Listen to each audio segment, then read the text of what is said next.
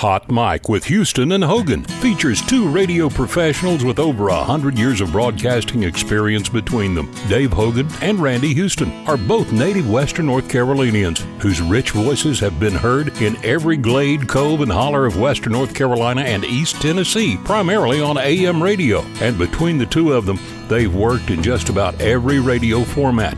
As you can imagine, these guys have tons of stories about the day-to-day of live radio and the interactions they've had with listeners and entertainers while they were immersed in, at the time, one of the most influential and informative mediums available. Those experiences will be featured in this podcast series. Check the subscribe button wherever you get your podcasts with Randy and Dave on Hot Mic with Houston and Hogan. Welcome, everyone, to Hot Mic with Houston and Hogan. I'm Randy Houston. Dave Hogan here. Howdy, Randy. A big Hogan howdy. Big Hogan howdy, big Houston howdy. We're going to get together and talk a little radio. Dave and I just love doing this. We try to make a whole day out of working for maybe a total of an hour, do 2 30-minute shows, but it takes us all day because we got to go to lunch and we got to tell stories and tales and discuss what we're going to talk about. And what did we come up with for today, Dave? We were talking about Loretta Lynn and the fact Loretta died a few days ago and our fondness for Loretta Lynn. Of course, we're not the only one who was fond of Loretta. She was a precious person. She really was. And I saw her in concert with Conway several times in the Asheville Civic Center, but you go way back and talked at length with her several times, did you not? Yes, the first time was a show that I had a hand in promoting, and at that time it was Loretta Lynn and the Wilburn Brothers. You know, Loretta performed on the Wilburn Brothers show for pretty long time. And her career, though, goes back prior to the Wilburn Brothers when she first came to Nashville. Ernest Tubb probably had more than any other person to do with her success. When Loretta came to Nashville, she called him for Doolittle, because he does so little. Oliver was his name, and also he had another nickname, Mooney, and you can guess where that came from. Moonshine. Mooney. He was quite a character, wasn't he? He was a character, and of course the guiding hand in her early career. They were living in the state of Washington. And Mooney's father had gone out there to work on a farm, I believe. I stand corrected on that, or in the timbering industry. But anyway, he'd gone out there. So Loretta and Mooney, I'll call him Mooney, which was his most common nickname, they went out there because of Mooney's dad, who was already there, and they needed work, and work was available to them on a farm. And that's where Loretta started her singing career. Buck Owens also was a guiding light in her early years. Buck had a TV show, I believe out of Tacoma, Washington. Buck was, of course, from Bakersfield, California. And somehow Mooney took her by and talked Buck into putting her on the show. Oh? And a fella from, had a little record company up in Vancouver called Zero Records. And that's the first label that Loretta recorded on, was Zero, the Zero label. I find this fascinating. And if you saw the movie Coal Miner's Daughter, you know that she and Mooney hit the road promoting that recording. To radio stations. To radio stations. Yeah. They would stop at radio stations around particularly the West Coast and the middle. I never did have Loretta at that time come by a radio station. I did later in Asheville, but that's how she got started. But anyway, they finally went to to Nashville, and Ernest Tubb did the Ernest Tubb Record Shop show every Saturday night following the Granville Opry, live from Ernest Tubb Record Shop. And if I'm not mistaken, that record shop just closed here in the last couple of months. Is that right? I was not aware of that. I may be wrong about that, but I was talking about that long history of that record shop. I know Mrs. Tubb, Ernest Tubb's wife, ran the record store after his death. But Ernest put Loretta, when she was just trying to get started, and of course, I'm not sure he even paid the people that appeared on the Ernest Tubb little small place down in the back of his record store, and I'm not even sure he paid people who appeared on it. But somehow, through probably Mooney's ability to talk with people, was able to get her acquainted with Ernest and get her a spot on the Ernest Tubb record show program following the Granville Opry. That led to Ernest putting her on his segment of the Granville Opry. Okay. And then her popularity started growing from there. Okay. The Wilburn brothers took a liking to Loretta, put her on their road show, and she toured with the Wilburn brothers, Doyle and Teddy. And all those country artists of that era on their show, they wanted a girl singer. That's what they called him, was a girl singer. The girl singer on the program. I've read this a couple of times. I'm not sure I believe it, but the story goes that some of the women performers on the Opry at that time were very jealous of how much attention that Loretta was getting. And they actually called a meeting to talk about how they were going to protest the fact that Loretta Lynn, a newcomer to Nashville, was getting so much time and so much exposure on the Opry. Patsy Cline attended that meeting, supposedly, and said, "No, I'm a friend of Loretta's. This is not going to happen. This attempt to boycott Loretta Lynn, it's not going to happen." And Patsy had such clout that they backed off. Now, I'm like I said, I've read that 2 or 3 times. I'm just not sure I believe that, because looking back at some of the people, some of the women who were on the Opry, like Jean Shepherd, who I got to know quite well, Rose Maddox and some of the others, I just can't see them doing that. But that's the story. Right. There might be a little truth in that. Yeah. Because everybody in show business has a little ego, and of course, maybe they think that a newcomer doesn't deserve that much attention. And brother, that's one thing you can say. She got the attention. That was justified in the fact that they were worried about their own careers because of this new Loretta Lynn. Mm-hmm. Yeah, she had such power in her voice. Obviously. Yeah. And the thing about Loretta Lynn that's always fascinated me is that her voice didn't change much through the years. The last recordings that she made sounded the same. Yeah. I hadn't thought about that. You're right. She just had the kind of voice that had that staying power. Mm-hmm. Well said. Well, I know you've got more stories about later on getting to work with her, but between those stories, I'll tell you that how I felt. I played her music. I got in country radio in 1970, and I don't remember when her first singles started coming out, and she started this string of hits, but it was somewhere in the late 60s, and she was just putting out hit after hit after hit when I was starting out in country radio. And I mean, that's when songs like You're Looking at Country and Fist City and Don't Come Home a Drinking and One's on the Way and You Ain't Woman Enough to Take My Man. Man, don't forget that one. That one is a big one. Yes, and all of those songs were coming out, and I thought, okay, they're rockets to number one.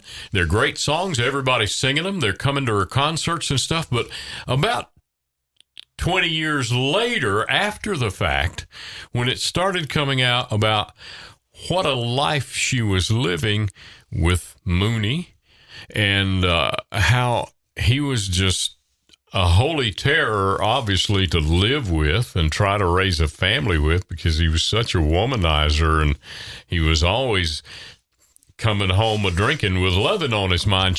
What was going on was she was writing hit songs about her current life. Exactly. And I didn't realize that until, like I said, 2 decades after the fact. And when you realize where those songs were coming from and the way they were becoming number one and why they were becoming number one songs, she was singing the everyday life of a lot of people. Yeah, and most of the songs that Loretta recorded, she wrote. Exactly. Oh, yeah. And that's the difference in, there are a lot of good singers who sing other people's songs. But right. Loretta was singing her life. She was singing her songs. She really was. Back to Ernest Tubb for just a moment. As I said, Ernest had a great deal to do with the early popularity of Loretta Lynn. And Ernest Tubb, I found out later, I think it was Little Roy Wiggins who played in his band at one time. He put it best. He said, it's kind of a habit for most of us when we see somebody to say, "How are you doing?" It's just a habit. "How you doing, Randy?" Of course. He said when Ernest Tubb said that, he really meant it. He wanted to know how you were doing. How are you doing? And he went on to talk about how Ernest had helped so many artists, giving them money, lending them money down through the years that nobody knows about. So Ernest Tubb and Loretta recorded together for Decca Records. We sometimes forget, we think of Conway. Right. And all those great recordings with Conway Twitty. But her first duets were with E.T., Ernest Tubb. And songs like Sweet Thing. Oh, I love that song. And Mr. and Mrs. Used to Be. They had some pretty successful recordings together.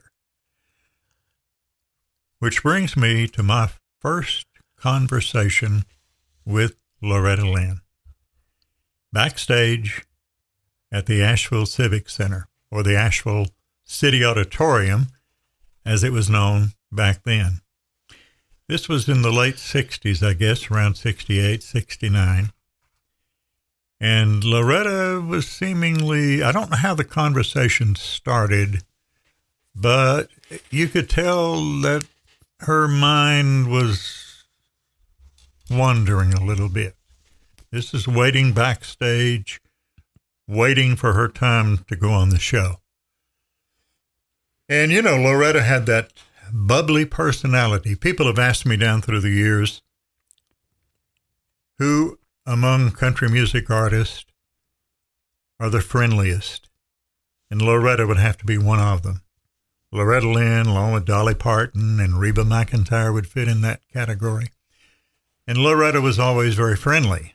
But at this particular time, she was kind of, I could tell she wasn't quite Loretta Lynn. So we fell into conversation. I can't remember how the conversation started, and she told me why she was so sad. She said the record company, Decca, has decided that I'm not going to record with Ernest Tubb anymore. They want to put me with Conway Twitty. And she said, I'm excited about singing with Conway Twitty, but I love Ernest, and he's been so good to me. And the record company said, "Do you want us to tell Ernest?" "Oh, no," she said, "I'll tell him. Because when I tell him, I want to also," and big tears came to her eyes at that time. She said, "I'll tell him because I also want to thank him for helping me become who I am today." She was so distraught over what. She said, "I'm trying to figure out how to tell him. Trying to figure out how to go up to him and say, Ernest, I'm not going to be recording duets with you anymore. I'm going to be recording duets with Conway Twitty." And she was so sincere about that. There was no put on with Loretta Lynn. None whatsoever, ever. She was genuine, and she was genuine, and that's always stuck with me. The manner in which she expressed herself that night backstage at the Asheville Auditorium, just a few days before she was to tell Ernest Tubb that she wouldn't be recording with him, but she'd be recording with Conway Twitty. And we all know how that recording with Conway Twitty turned out for Loretta Lynn, and they were just a hit from day one, and we didn't keep track of Ernest after that, so she knew that was what was going to happen, and she felt, and I believe you told me in that same conversation that you had, this must have been a really, I've had a few of those conversations backstage before the show, the wait around time, everybody's waiting, and the MC, as the MC of the show, like you and I have done so many times, we're waiting too. We're waiting because we're going to bring on the next act. And there's a lot of energy back there, and conversations flow. And you told me that in that same conversation, you talked a lot about the responsibilities of being Loretta Lynn. Well, that was a different conversation, I think. At another time, this was later. This was probably in the 70s after she and Conway had some success, and Loretta had actually become a superstar. Gotcha. In the music world. And we were backstage one night, and this was on the conversation that I had with her about leaving Ernest Tubb and going to Conway Twitty was when she was with the Wilburn Brothers. The other conversation I had, she was with Conway Twitty, and she was feeling kind of puny, as she put it. She said, "I feel a little puny tonight." And she went on to tell me that she had been ill. She had some stomach ailments, stomach problems, and she said, "I'm going out there and do my best now. But it probably won't be as good as I was the last time I was here because I just feel so bad." Bless her heart. David just feels so bad. And she went on for an extended period of time talking about her health. And I said, "Well, why don't you take time off? Why don't you slow down? Take some time off, rest." And she says, "I've got," and I believe she said 30-some people who work for me, and I can't do that because they'd be without a job. That made an impression on me, her thinking about other people and what would happen to them if she went in one day and said, "People, I'm going to take some time off." And I think she had just bought Hurricane Mills, little town in west of Nashville. She said, "I can imagine what would happen if I told them that we were going to close down the show for a while and close down the tour." She said, "I just can't do that. I got to keep going." She bore that weight well, because she really was the show. She was everything. She raised a house full of kids and ran 250 shows a year, traveled all the time, promoted the records, wrote the songs, sang the songs, managed the band, and raised the kids. And put up with Mooney. I mean, she was Superwoman, in my opinion. She got her name from the actress Loretta Young. Okay. Loretta's mother was a big fan of Loretta Young, the actress, and had a big picture of Loretta Young on the wall in their house. And so Loretta was named after Loretta Young. And, of course, they had, she had a bunch of siblings. We all know Crystal Gale. Right. And there was Junior Webb, as he was called. His name was Melvin, and Herman Webb, and J. Lee Webb. J. Lee did some recording. Donald Ray Webb. Peggy Sue. Peggy Sue also did some recording. Peggy Sue Webb. Peggy Sue Wright. Betty Ruth Hopkins, formerly Betty Ruth Webb, one of Loretta's sisters. And then, as I said, Crystal Gale. Now, my wife Margot and I were coming back home from a trip somewhere up in the Midwest or maybe in Canada. And we were coming through eastern Kentucky. And it just so happened that time allowed it. We decided we'd hunt up Butcher Hollow. Really? And Loretta's birthplace. Now, it really is Webb Hollow. And I've heard Loretta tell the story that when she needed to use the holler in Coal Miner's Daughter, the song, she needed that extra syllable. In a word. So instead of calling it Webb Holler, one syllable. She called it Butcher Hollow. 2 syllables. And she says, when I made Butcher Hollow famous, they wanted me to pave the road up there. Sounds like her. They wanted me to put a concrete road up there. Because it was dirt road, I'm sure. So Webb Hollow became Butcher Hollow. Okay. And they have some signage up there in that Johnson County in eastern Kentucky.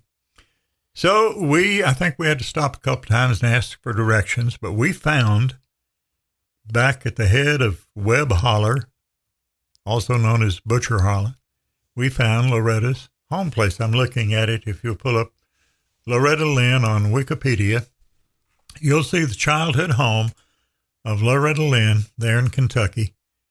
And there was nobody around when we drove right up to it. Really? And it was not a concrete road either. It was it was an unpaved hog trail, you might call it, back there to that house. Wow. And there was nobody around. And so we got out, got up and walked on the porch, walked around the house. And really? Just kind of made her not a soul around anywhere. Now, later on, I saw, I guess on YouTube, where some news person or TV person had gone up there and done some filming. And one of Loretta's nieces, I believe it was a niece, was serving as kind of a tour guide. Apparently, she was giving tours of Loretta's childhood home. But when we were there, when Margot and I were there was nobody around. We just walked all around the house. The door was locked, or we would have gone in and took some pictures. Have you ever been to Hurricane Mills? No, never did go to Hurricane Mills. Me either. I didn't make that either. I don't know if it's still in operation or if it's still open. I don't think it is. But well, it was up until her death. Her death. Yeah. So I would assume probably still there, still going. Probably somebody in the family, perhaps. Well, Loretta Lynn was the real deal. That's the one thing you can say about her. There were no heirs at all. She was truly a coal miner's daughter.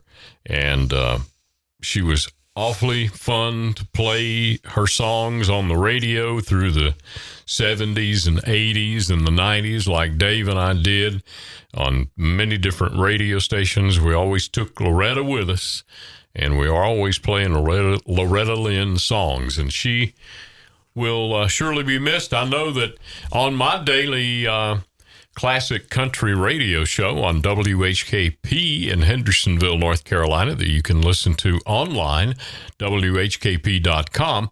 And on my show, I kind of stepped up some Loretta Lynn music as of late, and it's awfully good to hear her sing those old songs. Well, it's I've seen it happen numerous times through the years where somebody like a Loretta Lynn is kind of considered hillbilly or considered a little bit less than what you would call a normal singer. You know what I'm saying. Some people would put her down. Oh yeah. And then you see that person later on cross all boundaries in our society and become somebody that is respected by most everybody. Thank you, Dave, for bringing to the Hot Mic with Houston and Hogan show your experiences over the years in promoting and playing country music on radio in Western North Carolina and East Tennessee, like he and I have done so much of. And we appreciate y'all. We are seeing an increase in the downloads of Hot Mic with Houston and Hogan. Set your subscribe button and download it and tell some friends about it. Hey, them two old guys talking about old Asheville radio on podcasts. And we'll wrap this one up and come back. I think we're gonna talk about our gospel music days coming up. Loretta Lynn sang a lot of gospel music. Hey, lots of gospel music, and she was so good at that too. Mm-hmm. We're going to talk about gospel music on our next podcast next time we get together. Thanks, everyone. Have a great day. Be sure to click the subscribe button for another episode of Hot Mic with Randy Houston and Dave Hogan.